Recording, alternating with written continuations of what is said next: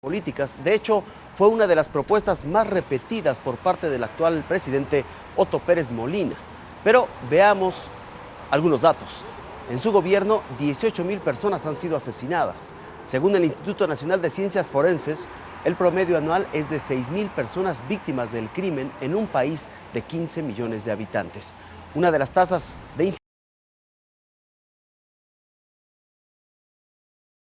incidencia va a suceder en el día del juicio. So those that said that they were arrebatados. Para hablarnos del tema, hacemos contacto hasta la ciudad de Guatemala con Carmen Rosa de León Escribano, directora ejecutiva del Instituto de Enseñanza para el Desarrollo Sostenible. Bienvenida, le saludamos desde México. Gracias Jaime, gracias a TV Azteca por darme esta oportunidad de poder salir de Guatemala con algunas de las opiniones.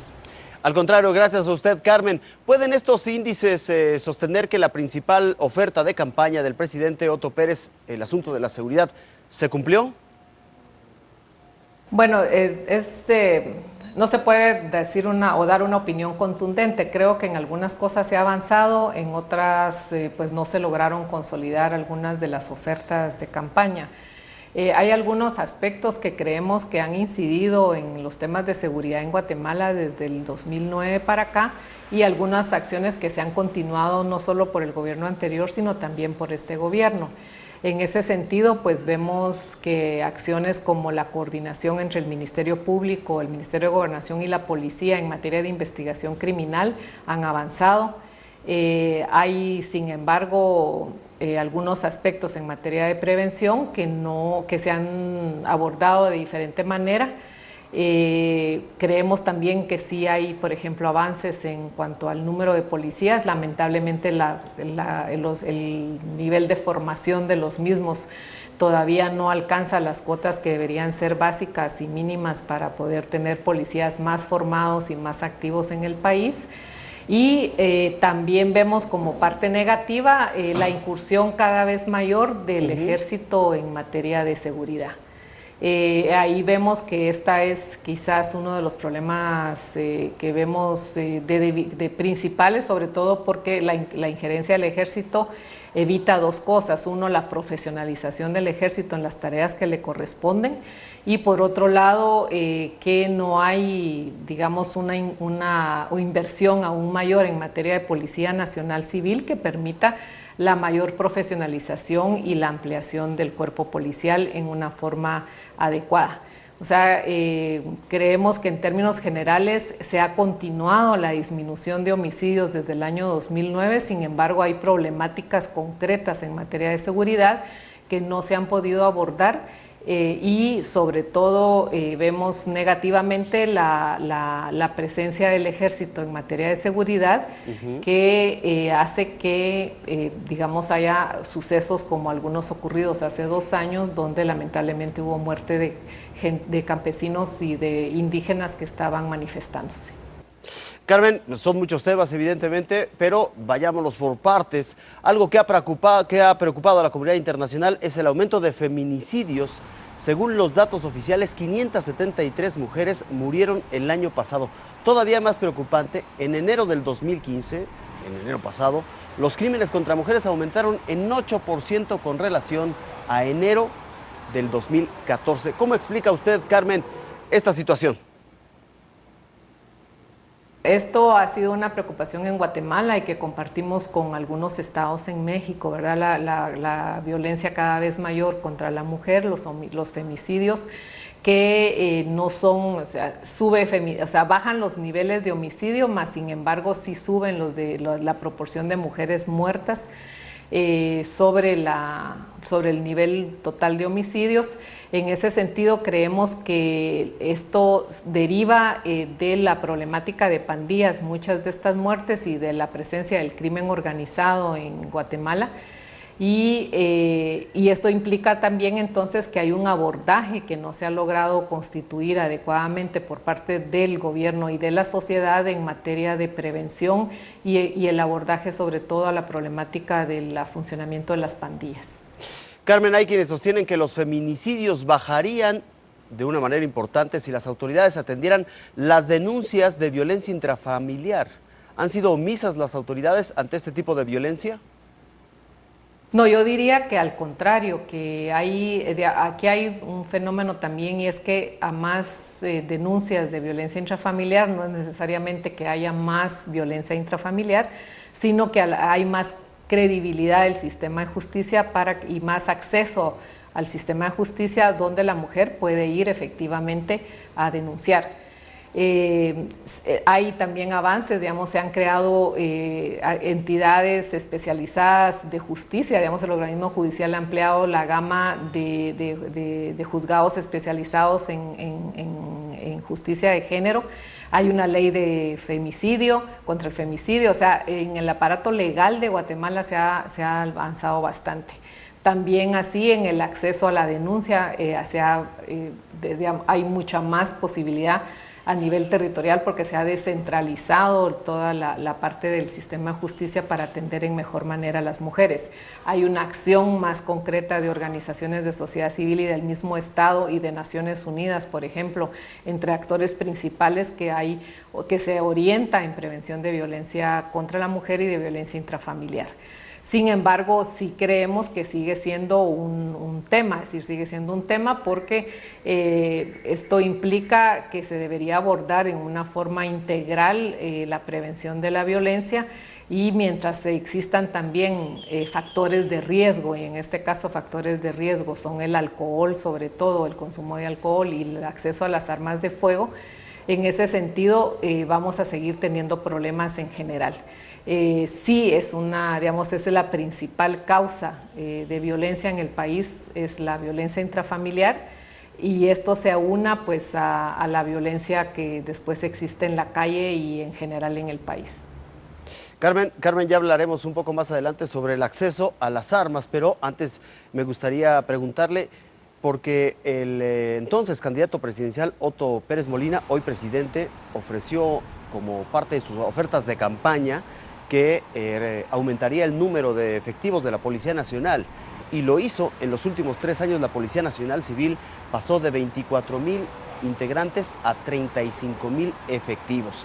Y sobre este dato me preocupa particularmente un par de cosas. La primera de ellas, ¿hay los suficientes controles como para evitar que esos elementos realmente no se coludan con el crimen organizado, que de verdad trabajen en beneficio de la sociedad? Me refiero a los controles de confianza. Bueno, yo creo que en esto también se ha ido avanzando poco a poco, es decir, ha habido en términos generales, ahí tenemos dos aspectos. Uno, donde hay en algunas áreas un mayor acercamiento a la policía y más confianza, y en esto creo que se han tomado medidas efectivas, como por ejemplo generar algunas comisarías con personas de la localidad, esto sobre todo en las zonas con población indígena, donde el hecho de tener policías que son que hablan el mismo idioma y que son, digamos, de localidades cercanas, no de la misma localidad, ha generado un mayor acercamiento y confianza en la policía y realmente cambios efectivos en esa relación policía-comunidad. Como decíamos, sin embargo, en áreas de alta densidad urbana siempre sigue habiendo una desconfianza hacia la policía, sobre todo por los altos niveles de corrupción. Sí, no se puede generalizar en materia de los cuerpos policíacos. Hay buenos y hay malos elementos, sin duda. Pero ¿los buenos están bien preparados, capacitados y con las armas necesarias para enfrentar a la delincuencia, Carmen? Bueno, creemos que hace falta más. Como decíamos, el periodo de capacitación es muy corto. También, digamos, ideológicamente o históricamente, la policía ha actuado fundamentalmente como una policía de reacción.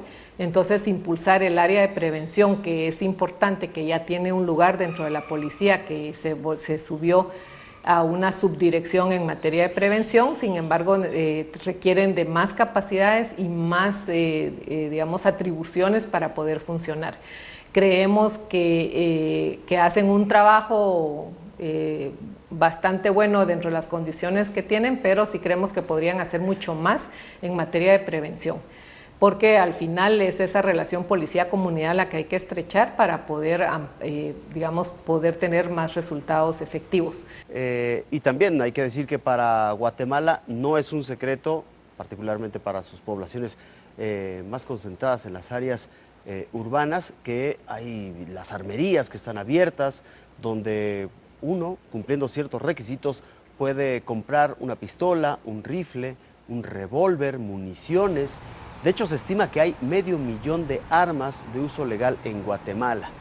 Y en contraste, según datos del primer semestre del año pasado, la Policía Nacional Civil decomisó 2.000 armas de fuego que eran portadas sin registro legal. Carmen, le pregunto, ¿hay demasiadas armas en Guatemala?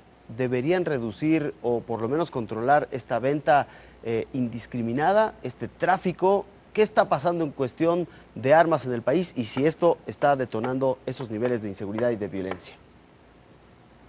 Bueno, nosotros creemos y de hecho como YEPADES, ¿verdad? Uno de los temas principales nuestros es llamar la atención sobre la proliferación de armas en Guatemala. Es decir, nosotros atribuimos los altos niveles de violencia en el Triángulo Norte cabalmente al acceso indiscriminado a las armas de fuego. El hecho de, digamos, más bien estaríamos abogando por una política restrictiva en materia de acceso a las armas. La policía, digamos, en términos técnicos se ha ido armando, digamos, se ha ido buscando por este gobierno hacer una estandarización en cuanto al uso de armas. Sin embargo, el mal uso de las armas, la problemática se está centrando más en manos de civiles, es decir, alrededor del mundo. La mayor parte de armas está en manos de civiles, eso pasa también en Guatemala, no son tanto las fuerzas de seguridad, sino son los civiles armados los que causan los problemas de inseguridad. Y también aquí hay que hacer un llamado de atención a los problemas que se derivan también de la excesiva presencia de cuerpos privados de agentes de seguridad.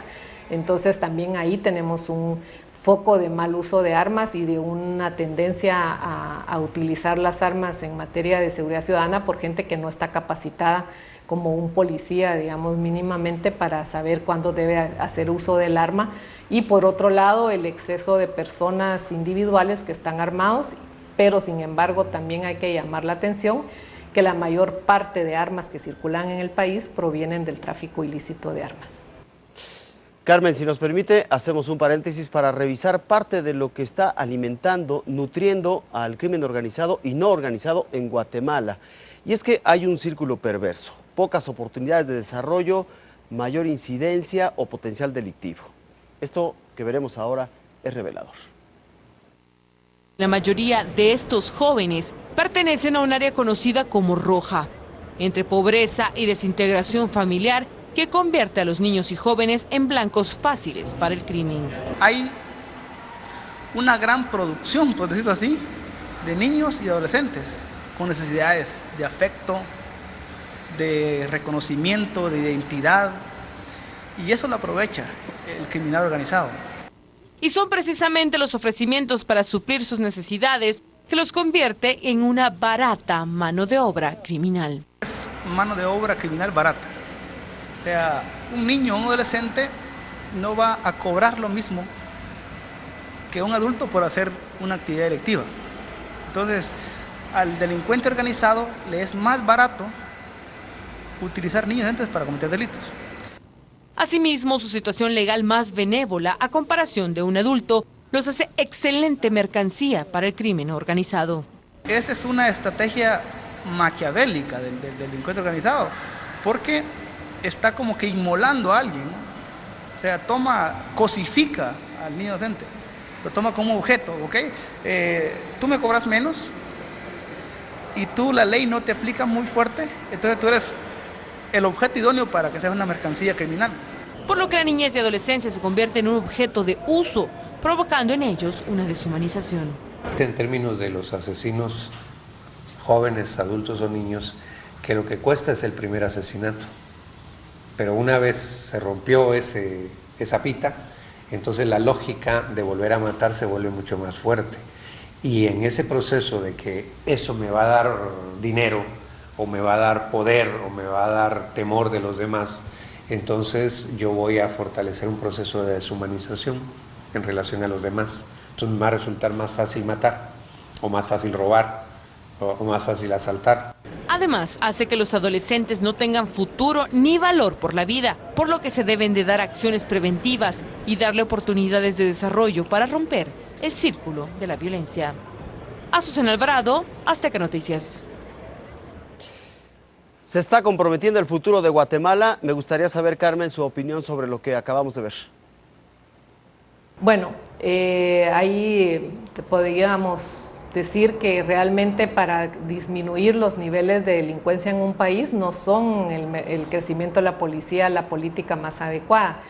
De acuerdo a estadísticas y a correlaciones que ha establecido el ILANUD, Instituto Latinoamericano de Naciones Unidas para la Prevención y Combate al Delito, el ILANUD plantea, por ejemplo, que hay correlaciones de la existencia de mayor número de jóvenes fuera del sistema escolar, el no acceso al empleo o la inequidad, como correlaciones que nos van a decir que en un país va a haber en el futuro más delincuencia.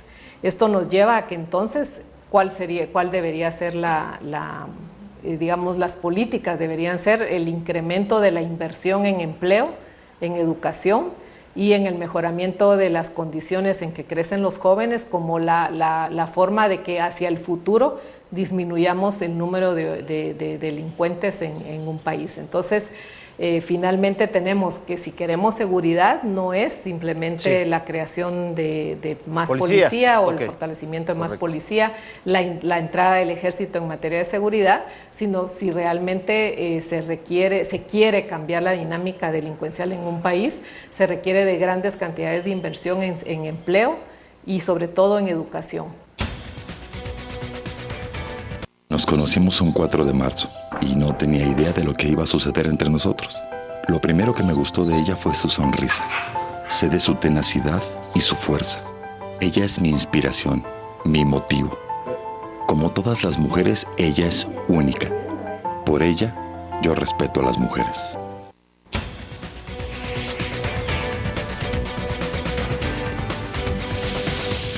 Gracias por continuar con nosotros en esta edición de Guatemala en la Mira. Desde México, los altos niveles de violencia en este país, Guatemala, han abierto la puerta a miles de inmigrantes que no solo buscan el sueño americano, sino también huir de la pesadilla de la violencia guatemalteca. Son niños y adultos que abandonan sus hogares para alejarse de las bandas criminales. Algunos lo logran, otros alcanzan el éxito parcialmente, porque Estados Unidos informó que en lo que va del año ha deportado a 5.400 migrantes guatemaltecos. Así que esta sería, Carmen, mi siguiente pregunta: ¿cómo contener el problema migratorio si muchos de los que se van de este país se van por la violencia? Bueno, realmente ahí tenemos tres dimensiones. O sea, una es la dimensión cabalmente de esta zona que hablábamos, que es altamente violenta y donde la gente pues está intentando salir, no necesariamente hacia Estados Unidos, ¿verdad?, sino tal vez hacia las áreas menos violentas. Por otro lado, tenemos el tema de las pandillas, donde las pandillas sí generan altos niveles de violencia a nivel urbano, sobre todo en el área metropolitana de Guatemala, que es el principal punto donde sobre todo el delito de extorsión es el que más afecta a la población, porque finalmente afecta desde la parte económica a la vida diaria. Y como ya es un fenómeno generalizado y que no se ha podido enfrentar en una forma real por parte del gobierno, entonces esto sí provoca también salidas. El tema del reclutamiento de los jóvenes por las pandillas también es un foco de temor permanente en las familias, lo cual también hace ver como una esperanza el que se puedan salir del hogar, ¿verdad?, y migrar. Y luego la zona más cercana a México, donde ahí lo que tenemos son altos niveles de pobreza. Es decir, entonces aquí hay entre la ausencia de capacidad, digamos, de creación de empleos, ante la ausencia de una expectativa de que yo puedo realizar mi vida en Guatemala, la tendencia, y frente a los niveles altos de pobreza, la tendencia es a emigrar. Y entonces esto podría modificarse en la medida en que haya políticas de inversión, ¿verdad?, para generación de empleo. Sobre todo volvemos otra vez al tema de educación y generación de capital humano, pero un capital humano también necesita tener a disposición empresa. y trabajos que pueda accesar. Entonces, este es un planteamiento además de mediano y largo plazo, no tiene respuestas inmediatas. Sin embargo, si no vamos en esa dirección, y aquí habría que recordar también el bajo nivel de contribución de impuestos en Guatemala, donde un Estado sin capacidad de actuación, de capacidad de inversión, tampoco puede generar ni educación ni empleo. Así que sí, esto es algo que debe abordarse integralmente y mientras no se haga estas inversiones, vamos a seguir viendo en el futuro estos problemas de inseguridad. Tampoco es algo que vamos a resolver en poco tiempo. Carmen, lo dice usted con absoluta precisión. Educación, empleos, mayor inversión, solo de esa forma podrá contenerse la violencia. Y le insisto en este punto porque no es menor la cifra de ciudadanos guatemaltecos que han sido deportados de los Estados Unidos. Mi preocupación es si esos ciudadanos deportados de ese país del norte y que han llegado prácticamente sin nada a Guatemala, no estarían engrosando pues las filas de la delincuencia, los grupos delictivos. Bueno, eso es difícil porque realmente la gente que se fue, muchos de ellos se fueron cabalmente porque no había apertura para empleo ni para tener mejor educación. Aparentemente hay una salida que están teniendo los jóvenes que vienen hablando inglés, que es los famosos call center, ¿verdad? Que ahí eso sí está generando pues un espacio de trabajo para jóvenes que hablan otro idioma y que vienen hablando otro idioma. También tiene otros problemas, ¿verdad? Porque no son puestos ilimitados, son puestos bien pagados que también incentivan de alguna forma a que no haya una inversión en más educación por parte de los jóvenes. Sin embargo, vemos que no hay una política de recepción, o sea, si bien en el momento de recibirlo sí, pero no hay una política de seguimiento por parte del gobierno para garantizar que estas personas puedan insertarse nuevamente en la sociedad sin formar parte de las pandillas, sobre todo si estamos hablando de los jóvenes. Recordemos que el origen de las maras y pandillas en Centroamérica es cabalmente a raíz de la expulsión de jóvenes desde Estados Unidos a la región. Básicamente por eso se lo preguntaba, por el origen de este problema. A veces uno lo que observa es un círculo vicioso, una especie de banda sin fin en el que caemos en la deportación, la violencia, la delincuencia, la migración a los Estados Unidos y otra vez el procedimiento vuelve a empezar. Y si no tenemos una solución a esa banda sin fin, a ese círculo vicioso, si no tenemos políticas de una mayor inversión que generen empleos y un mejor sistema educativo, ¿cuál sería entonces, de entre toda esta problemática, Carmen, lo que usted fijaría como lo que debería ser la prioridad para un presidente que tendrá que ser electo este año? Bueno, nosotros diríamos que lo primero sería el mantenimiento de estrategias que han funcionado y esto es lo más difícil que hemos encontrado. Cada vez que hay un cambio de gobierno, lamentablemente la ausencia política pública hace que se quieran inventar cosas o cancelar acciones que se habían venido realizando positivamente. Volvemos al tema de la acción de escuelas abiertas, donde más que el nombre en sí mismo, lo que hacía era reunir la recuperación del espacio público por parte de las familias, de los estudiantes. Se les aperturaron los fines de semana el acceso a la educación, con lo cual se incrementó casi en 500% la oferta educativa que había en su momento, y además la generación de confianza con la policía, que todo esto se daba en un mismo espacio territorial urbano. Estos son programas que deberían incentivarse y deberían dejarse ya no como parte de un gobierno, sino como parte de una acción estratégica del Estado hacia el futuro. Lo segundo es la disminución de la proliferación de armas. Ahí hemos avanzado a día de hoy con la creación de unidades tanto en el Ministerio Público como en la Policía para combatir el tráfico ilícito de armas. Esto debe mantenerse para disminuir el acceso a las armas. Y definitivamente la coordinación en materia de investigación criminal es fundamental para poder avanzar sobre todo en prevención de la criminalidad y además atacar los problemas sobre todo de estructuras de crimen organizado. Sin embargo, también, digamos, sin embargo, muchos de los problemas, como decíamos, vienen de la presencia de la ruta del narcotráfico en la región, y entonces esto daría pie a pensar que es indispensable trabajar en conjunto con el resto de países y México la búsqueda de nuevas vías para el tratamiento del problema del narcotráfico, sobre todo del tránsito que pasa por Centroamérica, para lograr realmente disminuir los niveles de violencia. Y se va a encontrar el nuevo gobernante con el problema principal que afecta hoy día a los guatemaltecos y guatemaltecas, que es el delito de la extorsión, y frente al cual todavía no se han aplicado políticas específicas para combatir este delito. Para combatirlo. Carmen, nos plantea usted un panorama con muchísimos desafíos y no es para menos.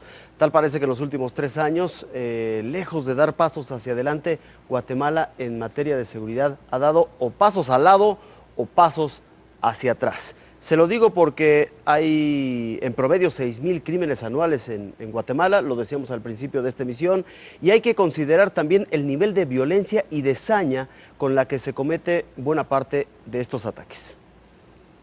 Decenas de mujeres han fallecido en lo que va del año, pero de estos casos llama la atención la similitud en las características de las muertes, como el ataque a mujeres embarazadas o bien a niñas. Por lo que surge la pregunta, ¿podría existir un asesino en serie? Nosotros no descartamos que haya algunas personas con un criterio, con una mentalidad misógina, que estén agrediendo mujeres también en serie y que las estén matando. Si son en serie, eso podría facilitar eventualmente la investigación para las autoridades, para poder capturarlos. Pero nosotros sí vemos que la gran debilidad que hay en el país es esa investigación que pueda darse alrededor de este tipo de crímenes. Polanco asegura: sobrepeso, colesterol alto, estreñimiento. ¿Te gustaría eliminar todas esas libras de más? Presentamos la piñaterapia del Dr. Ming, el nuevo tratamiento 100% natural para desintoxicar el cuerpo y bajar de peso. Piñaterapia del Dr. Ming, con su efectiva fórmula antioxidante, diurética y quemadora de grasa, ideal para combatir la celulitis y perder peso de manera natural. Limpie y desintoxique su cuerpo con el nuevo té de piña del Dr. Ming. Hola amigos, soy Lisandra de la Cruz y quiero contarles mi historia. Como muchos de ustedes ya saben, he trabajado como modelo, actriz y presentadora. Hace 10 meses tuve a mi primera niña y la verdad es que me subí muchísimo de peso. Me volví como loca. Intenté pastillas, dietas, ejercicios y nada funcionó.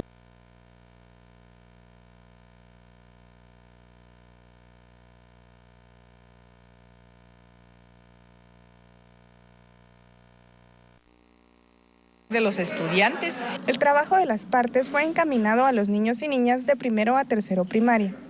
El informe tomó como base una investigación de la aplicación de los materiales y el desempeño de los maestros en el aula. El informe reveló en el sentido de mostrarnos que cuando el profesor tiene la preparación suficiente en esta modalidad de entrega, en esta forma de entregar la matemática y los niños de aprender, los resultados son mejores. Eso es importantísimo. Por eso el vínculo con la Universidad de San Carlos, específicamente con la Escuela de Profesores de Enseñanza Media, que tiene a su cargo el programa de formación de profesores, porque ellos es ahí en donde reciben esta preparación. En marzo de 2013 inició este proceso de cooperación y se espera que en el próximo periodo